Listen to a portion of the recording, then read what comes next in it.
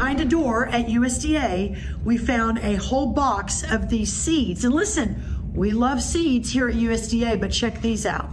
These are specific tomato seeds that are for growing diversity, equity, inclusion, and accessibility at USDA. I mean, look at these. If you can be anything, be inclusive at USDA. America, this is what we're fighting here in Washington, D.C. Boy, is that awesome. Just totally awesome. Joining us now is U.S. Agriculture Secretary Brooke Rollins. Brookie, I tell you, you got to tell, what is I don't understand a DEI tomato seed. How do you tell it from a non-DEI tomato seed? Well, who knew tomatoes were racist, Larry? I didn't know that there was discrimination amongst tomatoes. It is, first of all, it's so great to be on with you.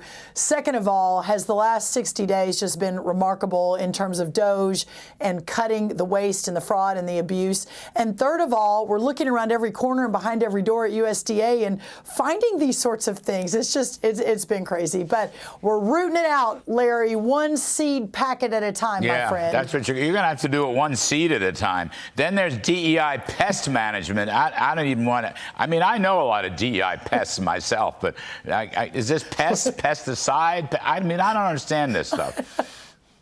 Well, I mean, just please make it make sense, right? I mean, we canceled a $600,000 contract to study the menstrual cycles in transgender men. Right. We canceled a $300,000 contract to educate transgender farmers on food justice in San Francisco. I mean, it is 1, 2, 3, 4, 5. And you were talking about, I got to listen to your show as waiting to come on. And I tell you, just talking about the efforts by DOGE and Elon Musk and the discussions around everyone's dinner table in America right now. I mean, God bless that man for being able and willing to do everything he could to help and save America at such great personal cost. But I don't know that this would have ever happened without him and his leadership and without President Trump's mandate from November the 5th. So being at the front line of that is a real amazing place to be. Well, Brooke, one thing you've done fabulously well, we have a chart. We're going to put it on the full screen. Egg prices have fallen. No, egg prices haven't fallen. Egg prices have crashed. We're going to put it up on the full screen. There it is. Now, what happened there? What did you do? What adjustments did you make to get this egg price crash? And a lot of, millions of Americans are going to be thankful for this. Well, it's fun. Let's go back even to the Biden years. Eggs in the Biden years from the time, Larry, you and I walked out of the White House for the last time in mid-January of 2021. Since that moment, under Joe Biden, egg prices increased 237%.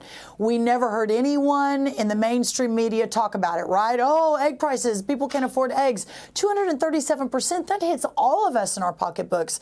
But the day that Donald Trump gets elected, January 20th, all of a sudden it's his fault that egg prices have increased 237%. So I was sworn in about 3 weeks after he was inaugurated, and he told me on day one, Brooke, please come up with, we got to do something about the egg prices. The egg prices have to come down.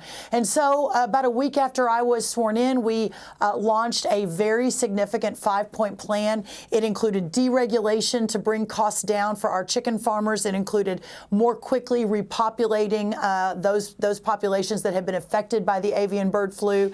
It included biosecurity measures. It included importing eggs from other countries for the short term to get those prices down. I mean, you're my economic genius here, Larry, but even I know, the ag major from Texas A&M, about supply and demand. And then the 5th point was significant long-term research on therapeutics, vaccines, culling methods, et cetera. So deploying all of that almost a month ago, and we almost immediately saw the market react, that the market will react to big, bold plans and being fearless and trying to fix things in a major way. And that's what we're working to do. Well, big kudos to you. A lot of people are going to be very, very, very, very, very happy. Thank you. Brookie, just last 30 seconds.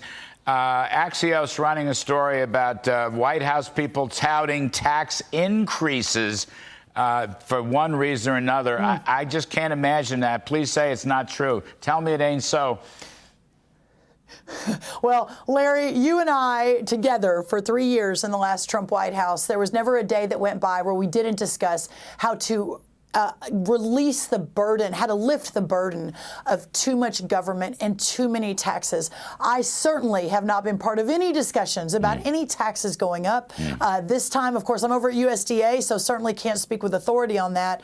But the administration we know and the promises made to the people on November 5th, to all people, was what we can do to help people the most. And certainly lower taxes are a big driver in that solution. Yeah, lower taxes, more affordability, better growth. Anyway, USDA Secretary Brooke Rollins, straight stuff, terrific stuff. Thank you, Brookie. Appreciate it.